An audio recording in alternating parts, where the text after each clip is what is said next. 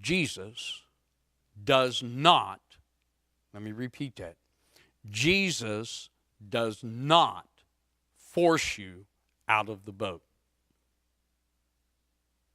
What are you talking about? Matthew chapter 14. Peter, James, John, all the disciples in the boat out on the Sea of Galilee, floundering in a storm, and all of a sudden here comes Jesus walking on the water. And Peter looks out and says, Lord, if it's you, bid me come. Jesus said, okay, come on. So Peter gets out of the boat and starts to walk towards Jesus on the water. On the water. Who wanted to get out of the boat? Peter? Did Jesus say, Peter, get out of that boat and come here? No, he didn't. You know what he said? He said, what? You want to do what, Peter? Peter, would you say that again, please? If it's you, Lord, bid me come. It is I, come. Oh.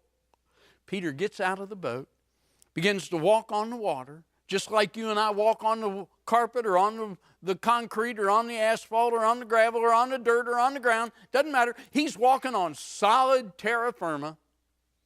And all of a sudden, he takes his eyes off of the only thing that could keep him from drowning.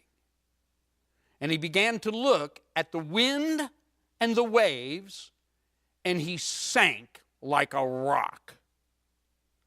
But the last words out of his mouth were, Lord, save me. Oh, please. Lord, save me. And Jesus reached his hand down, picked him up, and walked him back to the boat. Most people play it safe. I give Peter credit. He got out of the boat and he went into uncharted waters, a place he'd never been before. Have you ever been in a place you've never been before? Have you ever walked down the street in a dark street that you didn't know one person in that town, and you walked down it anyway? Done it many times. But I had someone walking with me. I had the one who calmed the sea walking with me. Just like Peter could have walked on over to Jesus if he'd have kept his eyes on the Lord. He could have walked right up to him. They could have walked back to the ship arm in arm, talking about daisies and flowers. But instead, Peter did what was normal and natural. He looked at the wind and the waves. Peter was the one who chose to walk on the water. Jesus didn't say, get out of the water.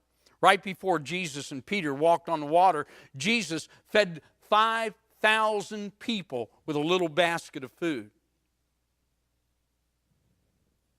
I can just put myself in Peter's place. This guy can do anything. I don't know who wrote the song, but I remember the title of it is, I Want Some of That. Song about what Jesus had and what we ain't got. How Jesus gave what we don't have to us, but we don't have it all the time. And people see us with what Jesus gave us, and they say this to us. I want some of that. I want some of that. That's what Jesus had that Peter wanted, and he was willing to walk out on the water for it. Not only did God supernaturally provide food for those 5,000, Jesus supernaturally provided a way for Peter to go where he'd never been before. Is there a place you'd like to go where you've never been before? I tell you this, if you will ask Jesus, can I come? Can I go there? Will you go with me? May I come with you there? His answer will be yes. Yes. The key is to realize that the power is of God, not of you.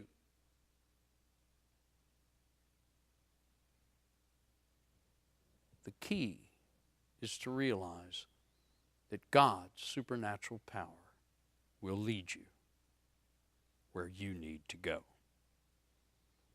It's great to walk on the water, but it's better to walk straight on the land.